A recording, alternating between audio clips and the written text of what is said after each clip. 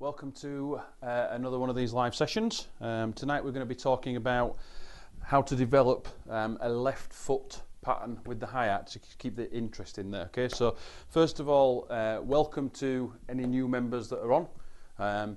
Use the right hand side of the screen, drop us a message, let us know. Let me know, I'm not going to read them out, just let me know who's on and if you're new and whereabouts in the country or the world that you're from. A little bit of housekeeping.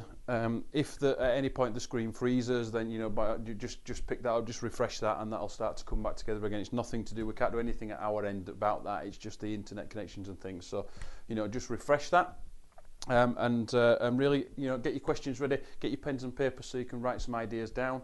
The questions are going to come straight through to me. I'll read them out, and as always, I'll probably do like a little prize towards the end for the best question, which is probably like a 30-minute Skype lesson with myself. So we'll talk about that a little bit later. Okay, so don't forget to get your questions in. Okay, so the reason for tonight really is to talk about this left foot hi-hat pattern, and it's something that everybody should be doing, especially when you get up on that ride.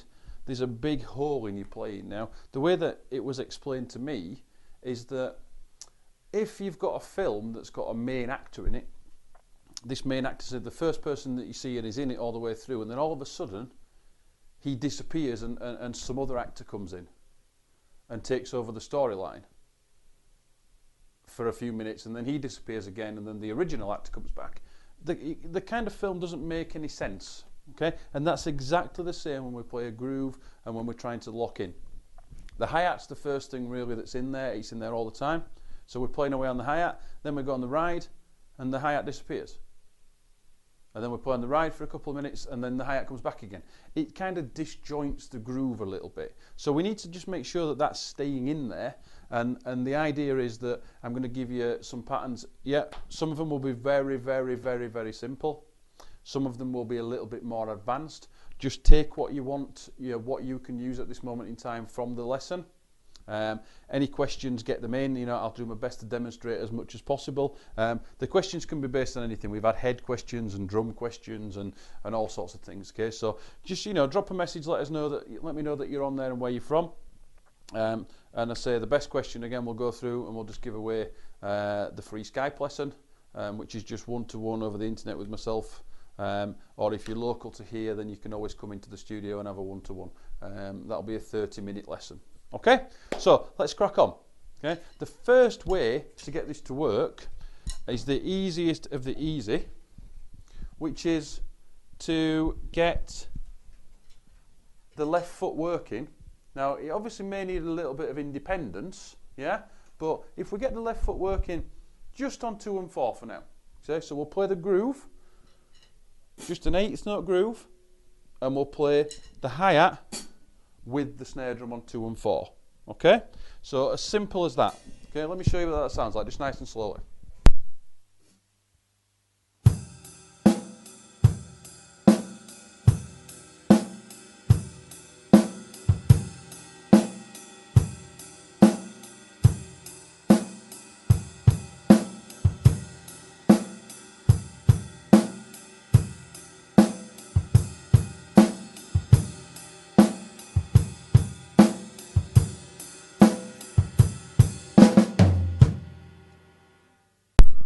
Okay, so really as simple as that. Every time that you go to that ride cymbal to move that, in that chorus of the song, yeah, then just get that left foot working.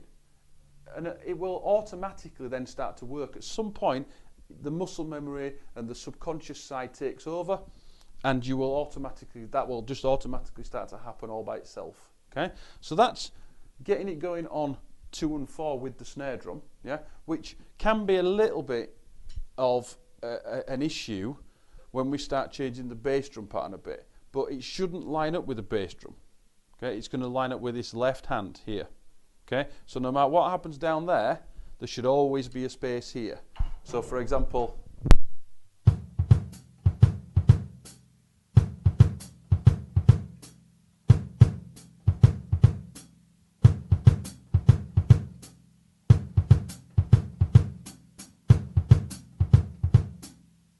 Okay, you can see that there's always a clear space for that. Okay, so that's the first thing that you really need to be working on. So that automatically starts to happen. The minute your hands leave here, go to there, that's the point that that needs to start working. Okay, so let's move that on a step further, and let's try and put that now. Let's try and put the hi-hat on all 4 beats. So the bass, so we'll keep the bass drum simple. We'll put the hi-hat on all 4. So it's going to go on 1, 2, 3, 4. Okay, so that's what we're going to do now. So let me show you what that sounds like.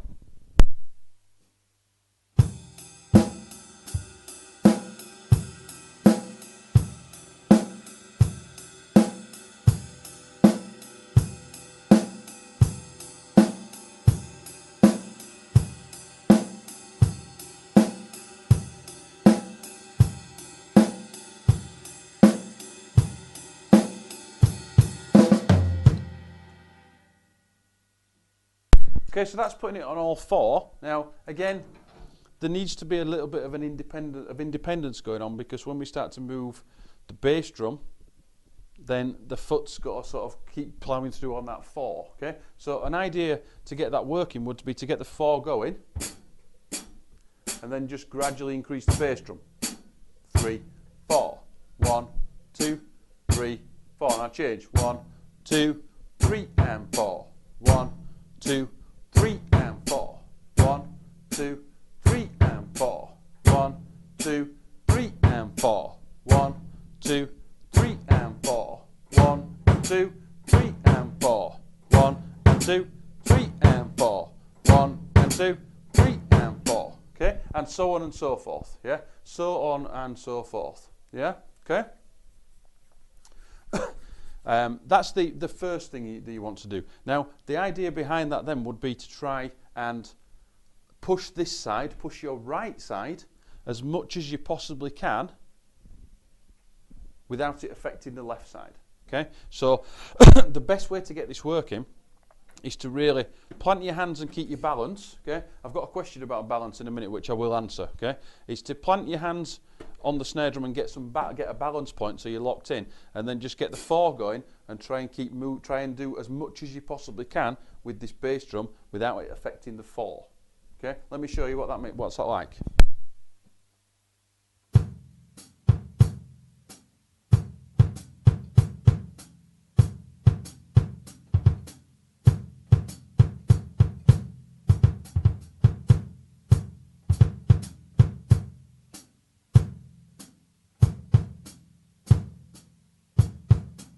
Yeah, so occasionally you're going to get a little bit there. I'm kind of deliberately pulling the hi-hat into the bass drum, which gives it that feel. It's kind of jumping. Yeah, if we keep that dead straight, that's not going to happen.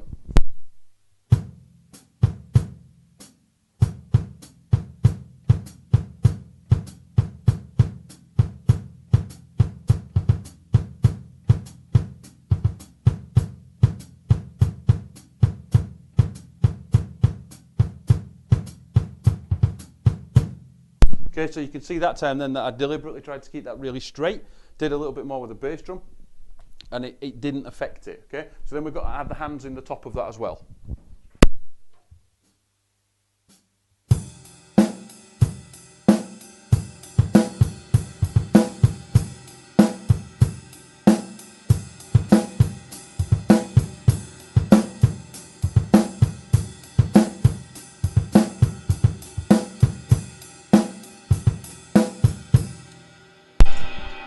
Okay, so that's the first 2 steps really there. Let me come back to this question. First 2 steps: keeping it on 2 and 4 with the left hand, and then trying to break it out and keep it on all 4 when you've got something else going on there. Okay, so a quick question. Okay, heel up or heel down. This is entirely up to you. All right, I personally never really play the hi-hat heel down. I'm 99% of the time I'm heel up. I just seem to get more control that way, and that's the way that I do it. It doesn't really cause a balance problem as long as you've got the foot, as long as you're planted and the feet are kind of in the right place. If you've got, let's imagine these are the feet. Yeah? If you've got your bass drum there and your hi-hat here, then you're out of balance straight away. Yeah. Okay. When you just set up your kit, set it up from the pedals upwards. So put your pedals down where your feet naturally go. Okay, so where your feet naturally go is where the pedals need to be. All right, so if you sat down at a dinner table, you wouldn't sit down and put one leg there and one leg here. Okay, they automatically just land together. So if you put your pedals down so they're like that, then your balance point is there. Okay, and that doesn't matter what speed you're playing, doesn't matter anything. As long as you are balanced and set in the right place, then that doesn't matter at all. Okay, if you're off balance to start with, so for example, say your bass drum's here and your hi-hat's over there, you're kind of leaning anyway, then yes, you're going to end up with balance problems. So, but if you start your kit again, build it from the bottom up so that you've got your pedals in line with each other and where your feet land, then there will be no balance problems whatsoever. Okay, and that's irrelevant of speed or anything else at that point. It's totally irrelevant as long as you've planted and you've got that. But when you're working on bass drum techniques, hi-hat techniques, etc., then a good idea is to kind of plant your hands anyway. Yeah, is to plant your hands there and just kind of work on the technique so you've got a definite balance point. But getting your feet in line first of all, so you've got a balanced start point, is going to really work. Okay, really work. Okay, so let's move on there. Hopefully that's answered your question, Nicola. The next point, we've done the 2 and the 4. We've done the all 4. Okay, so that's keeping it going. The next point is to try now and get the hi-hat off the beat. Okay, so we're talking about kind of, it's really useful to play in sort of the jazz grooves, which we've got coming up in a couple of weeks, which is developing a basic jazz groove. Okay, but getting that hi-hat off the beat really gives it a nice feel because the hi-hat has its own space. If you put it with the snare, unless you've got a mic on it, it's kind of lost and covered up by the snare. If you put it on all 4, the 2 and 4 are lost by the snare and the 1 and the 3 are lost by the bass drum. They're kind of covered up. Yeah, so there's something always with it. If you put it off the beat, the only thing that's with it is a ride cymbal, and that gives it its kind of own space. So let me show you that slowly, just a basic groove with the hi-hat off the beat.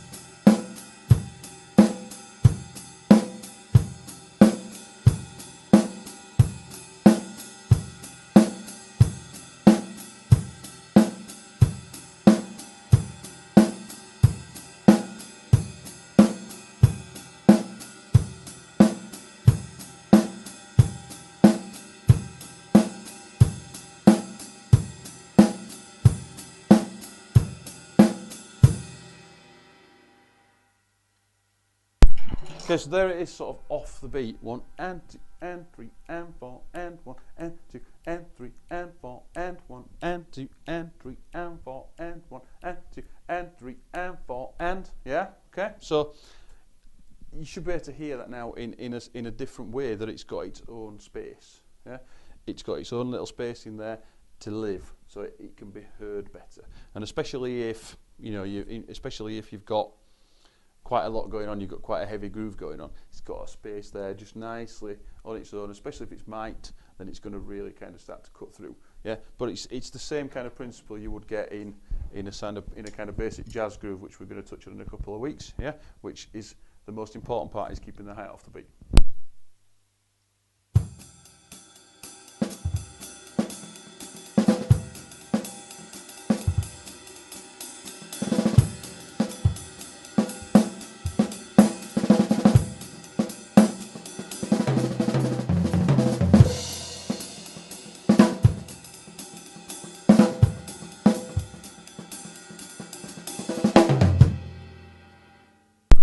Okay, so that's as I say, in a couple of weeks' time, but it's the it's the core of that kind of groove. But to put that into an 8th note groove, into pop or rock, perfectly acceptable, perfectly acceptable. Okay, so quick recap there: on 2 and 4, on all 4, and off the beat. 1 and 2 and 3 and 4 and, while trying to keep that going. And again, you just need to keep building the independence so that whatever happens at this side doesn't affect what's happening at this side. Okay, yeah. So from there over to here, there's no difference. So again, keep pushing that. Keep pushing that. Just keep it off the beat, and it's going to benefit you. You know, for that call that you get for a jazz gig or something like that. Yeah, or a Latin gig. You know, it just adds that little bit of extra, little bit of independence in there. Okay, so.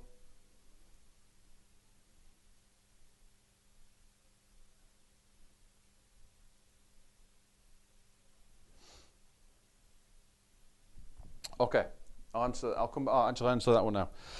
Okay, question about: is there anything the way the hi-hat cymbals are positioned on the felt and clutch that can help getting a good defined chick sound when stepped? Mine always sound a bit woolly and muffled. Okay, let me know what kind of cymbals you're using. Okay, it's quite possibly that it's just the cymbals. Okay, this is just a bog standard DeRill 14-inch shiny hi-hats on the bog standard Mapex hardware. There's nothing special about it at all. Nothing special about it at all. Yeah, it just happens to be that the hi-hats are very nice. The DeRill ones that I had before this were very kind of what I would call lo-fi. So they were not. They didn't give the chick that I wanted. They were very sort of mushy and not clear. So I changed them for these ones, which is the sound. So it could well be that it's just the hats. But let me know. Let me know what kind of hats they are, and if I know the model, the range, I will certainly offer to help on that. But there's nothing at all special on this at all. It's just a set of hi-hats on a bog standard stand, and it's the same. It's the same. It comes down to really the cymbal. Okay. A-Custom 13s. Yeah. There should be quite nice cymbals, yeah, but they should have a chick because they're nice and small. I sometimes use a set of 12s, and there should be a really nice chick. Just make sure that you've got the screw underneath. Make sure that they're not level.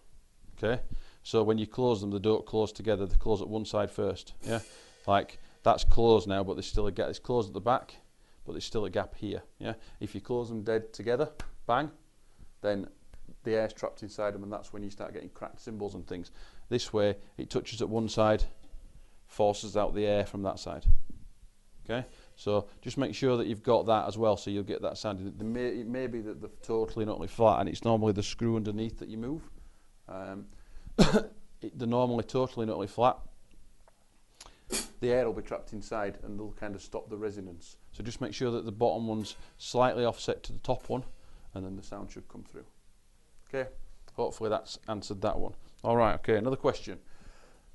All right, not related to what we're doing really, but why do I change between traditional and match grip? Okay, there is absolutely no reason whatsoever. Okay, sometimes I spent a lot of years playing the drum core side of drumming, rudimental stuff, playing in match grip, and sometimes I play there. Other times I come back and play in match grip. There's no thought process in that really, to be honest. Yeah, there's absolutely no thought process in it. It's just one of those things that sometimes I do. If I'm playing jazz, then I tend to play in traditional. If I'm playing big band, I tend to play in traditional. But the rest of the time, it's 9 times out of 10, I'm just in match grip. There's no real thought process behind it.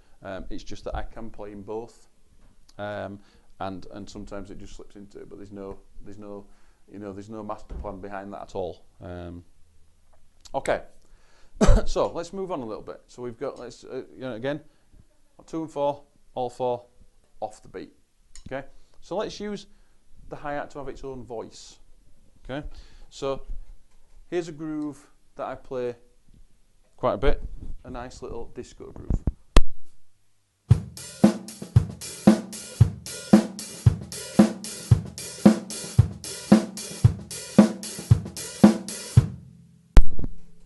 Really hi-hat orientated. Yeah, so let's go from hi-hat and let's go into the chorus of the song and go on the right. Okay, and let's see what happens.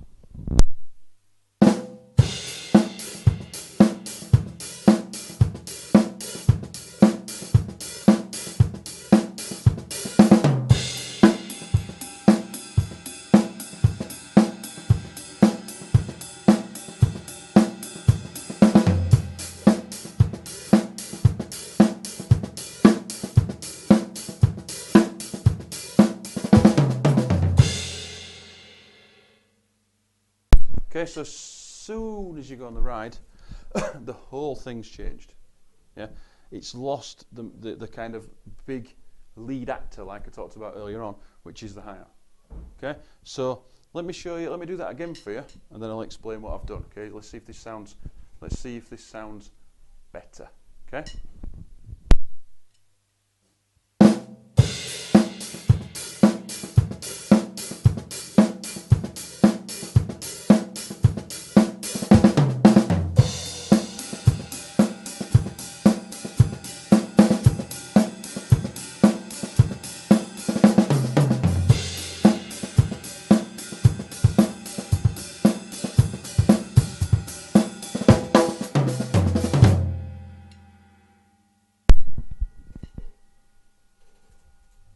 Okay, so straight away, totally and utterly different sound. And what I've done is I've just started splashing the hi-hat. Now there's a number of different ways to do this, number of different ways to do it. The way that I do it is, if the pedal's there, I'm going toe, heel, and my foot is actually going through between the pedal and the leg.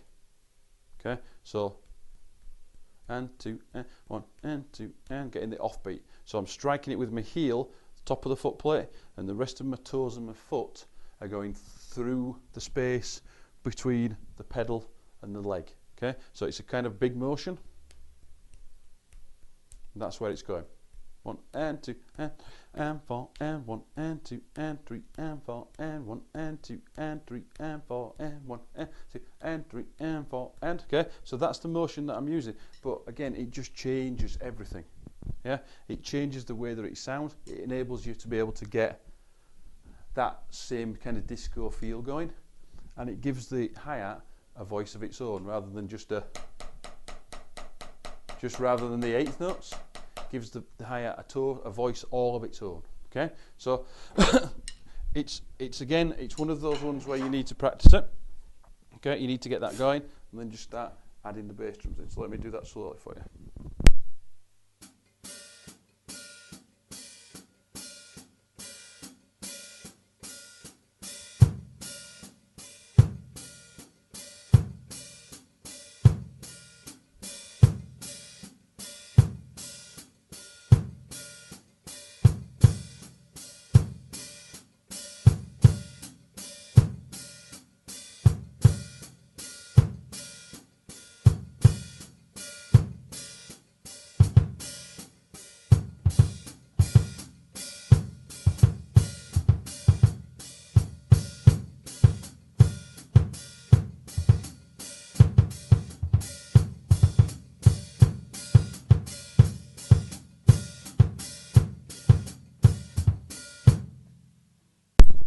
Okay, so really kind of pushing the boundaries a little bit, getting the right foot moving while the left foot's doing that, and it's not really affecting that at all. Now I think it's maybe next week we're doing an introduction to independence exercises, which these are all the things that are really going to help you here. Okay.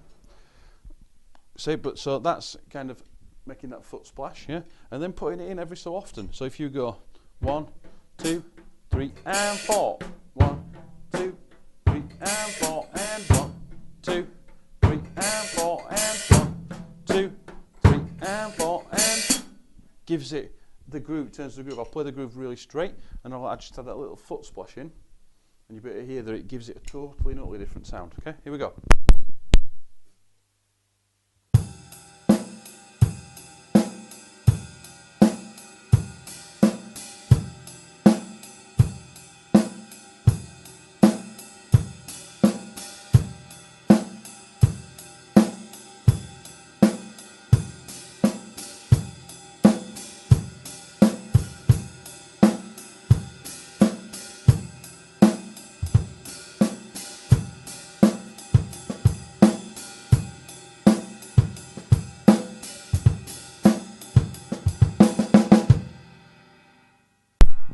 Okay, so that's the exercise to try with that one, is just to get that. There's different ways to do it. I mean, let's have a look. Yeah, another question. Yeah, the question is the different ways to do that? Yes, there is. Yeah, you can do it with a tap on the pedal to get the splash. So it will be close, tap, close, tap. Yeah, that's just not a technique that works for me. Okay, so I tend to do. I prefer to do it with the sort of stepping and putting the leg through. Okay, that's the one that works for me. But you can try it with all sorts. The end result is that you get the foot splash, so that it works. Okay, you get the foot splash so that it works, and you can use it in a groove, and then it kind of, as I said before, it gives the hi-hat its own voice. Yeah. As you know, the floor tom, the bass drum, the rack tom, the ride and the crashes, yeah, they've all got their own kind of characteristics. The hi-hat really is kind of forgotten about, but it's a part of the kit. It's an instrument in itself, yeah, so that you should really start to think about using it a little bit more, yeah. Obviously it's not going to work in every context. You don't want to be playing a nice little simple pop gig and then start putting all the foot splashes in, but when you go on the ride, just keep that hi-hat going. It helps to keep a bit of time, and it keeps things moving and flowing nicely. Okay, so let's have a look at 2 and 4, all 4 off the beat foot splash.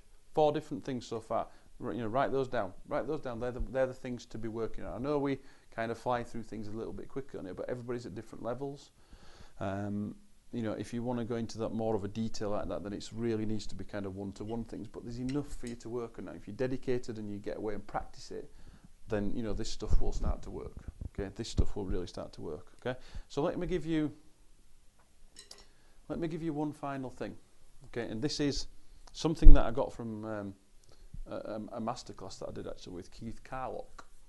Keith's an American drummer, great drummer. Check Keith out. It's crazy technique. Plays right back here and really kind of open here, like this. But Keith's a great player and an amazing groove, yeah. And the exercise that we're going to do is basically replacing the right foot with the left foot. Yeah. Now I know that kind of sounds crazy, yeah. But if we replace it, it gives such a flow. Now you're not going to be able to do it all the time. Again, it's one of those things you're going to have to pick and choose where you put it. Otherwise you're going to end up getting fired, but it's one of those things that could really work. Okay, and you can do this with any bass drum pattern at all. Okay, so if we take this bass drum pattern, 1, 2, 3 and 4, 1, 2, 3 and 4. Okay, what we're going to do is we're going to play 1, 2, 3 and we're going to put the and. We're going to take the and from the bass drum, put it on the hi-hat. So now it goes 1, 2, 3 and 4, 1, 2, 3 and 4. 1, 2, 3 and 4. 1, 2, 3 and 4. Okay? So play that for you slowly with the hands over the top. Basic pattern first, and then I'll replace the last bass drum with the hi-hat.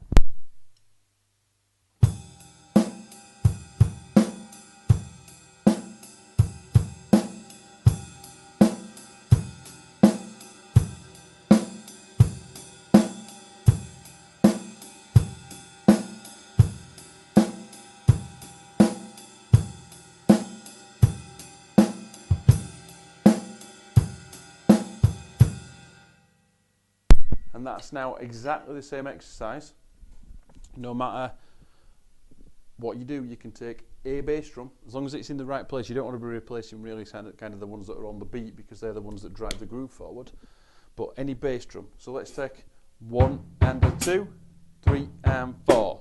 1 and a 2, 3 and 4. And we'll go 1 and a 2, 3 and 4. 1 and a. So we'll put the on to here. I'll play it first of all with the bass drum on the right foot, and then I'll replace that last note and put it over here. But you can do this with absolutely anything.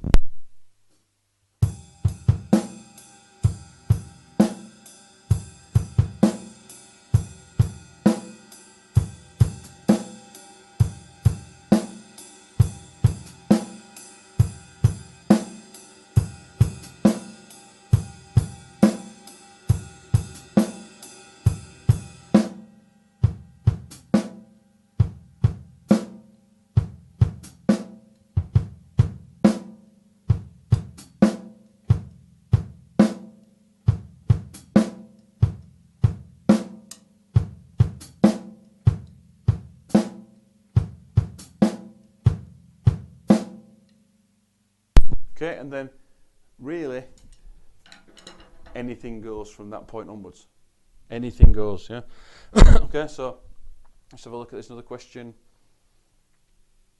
Okay, head. Okay, I'm gonna come back to the hi-hat thing in a minute. Let's look at the head. Yeah. What head have I got on? Because it's sounding quite dry and quite studio-like. Okay. It is. It's an Aquarian Focus X with a power dot. Okay. Really, really nice head. It is quite dry, but I used to have when I had the other heads on before. I often found that I needed to put on maybe 1 or 2 pieces of moon gel to play live. This has kind of eliminated it. It really is good for recording.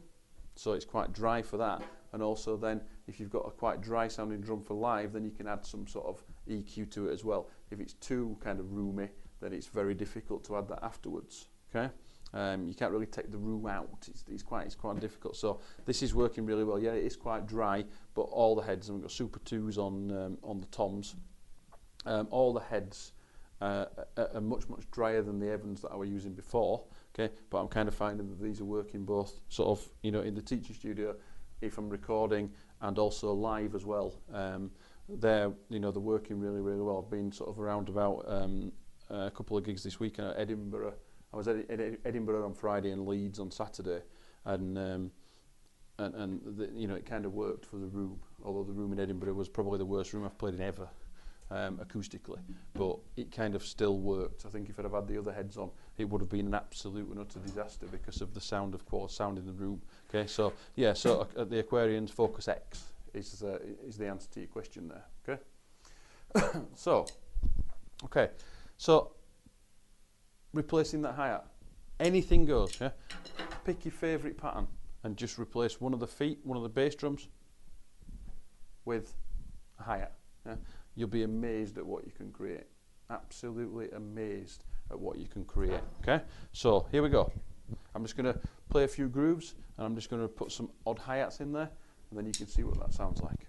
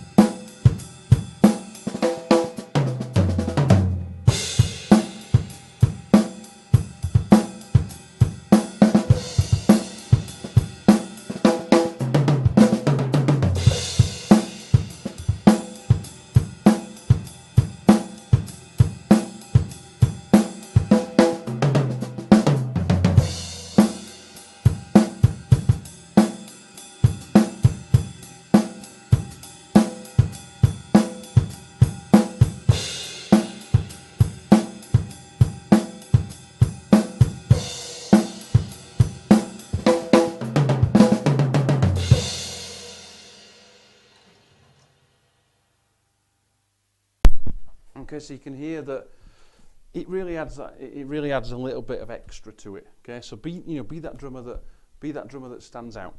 Be that drummer that stands out by doing something really simple, putting the hi-hat in.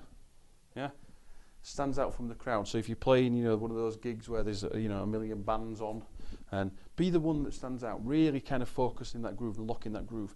Pull that hi-hat out. Yeah, especially if it's got a mic on it. It really opens up things, yeah? And keep it in there all the time. Imagine it, if you're recording, the hi-hat track has got something going on it, then all of a sudden you go on the ride. The hi-hat track's totally not empty. Yeah? Let's keep that in there, then we can kind of fill that out a little bit. It fills the space, yeah? It fills everything up, keeps the space full all of the time, okay? So that's really what you want to be looking at, all right? So 2 and 4 to start with if you're new to it, all 4. Try and get the independence working. Off the beat, yeah, need a little bit of independence for that, but build it slowly. Try the foot splash, yeah, there's a lot to go out there, and then try replacing bass drums with hi-hats, which gives you, gives you that really nice flow. Okay, so let's check. Let's check and see what we've got here, question-wise. Okay, right. Okay, I think that's it for now. Okay, again.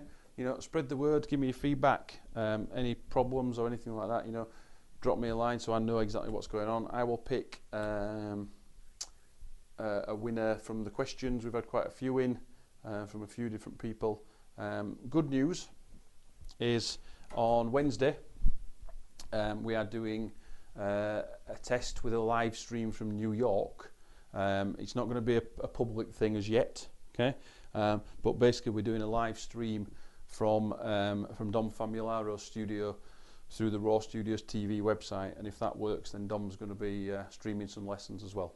Okay, so within the next, you know, maybe month or so, you should be able to hook up, and once a month it will be Dom doing a lesson in there. Obviously it's going to be totally separate because Dom's lessons are going to be more expensive.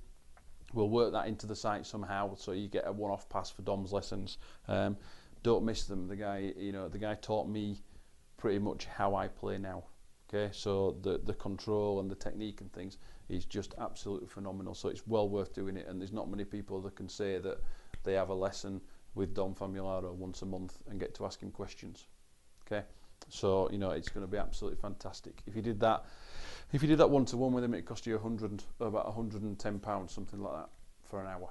Okay, so you're going to be able to get that for a fraction of that. The lessons will probably be about half hour, 40 minutes long, like they are now. Okay, you get to ask him questions.